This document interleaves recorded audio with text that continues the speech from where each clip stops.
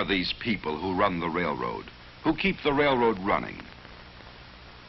We're a plain and friendly people living in the cities, towns, and rural districts of 8 states, living among our friends and neighbors whose patronage of the railroad gives us the work by which we earn our living. We in turn contribute to the communities in which we live.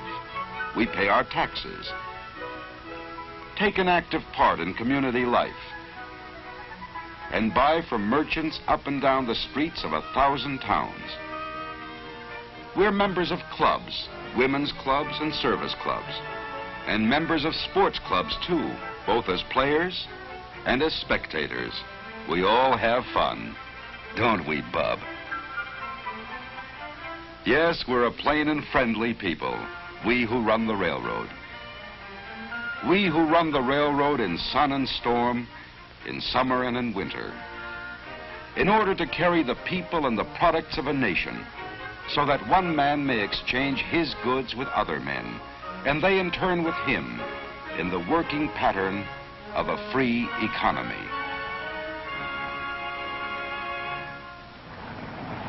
We haul a lot of stuff, all right, but getting it to the right place at the right time isn't just a matter of hooking a lot of cars together and running them over the line.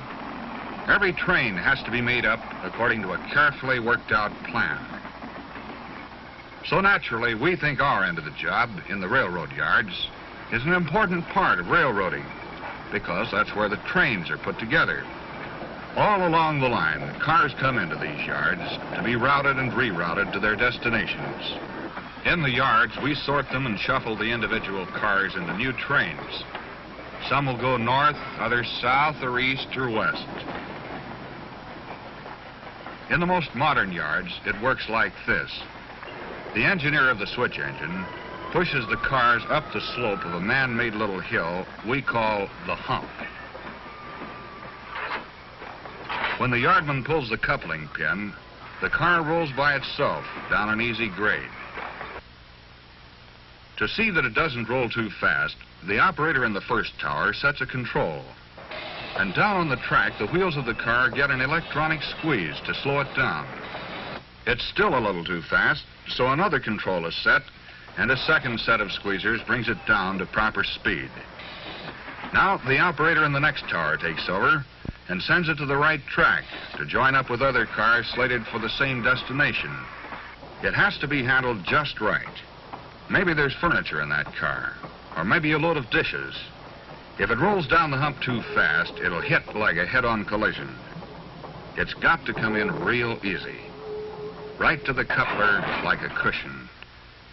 That's what you might call a push-button railroad, but it still takes a good man to run it, and a good team on the ground to back him up.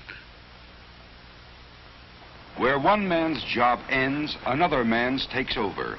As the newly made-up trains pull along the throat track to the departure yard, a yard clerk calls in the number of each car to the yard office. SP 58228, PFE 178693. For every train we make up in the yard, we make up a train on paper, too. By keeping a record of their movements, we know where any shipment is anywhere along our lines at any time. On automatic machines, we cut a card for every car in every train.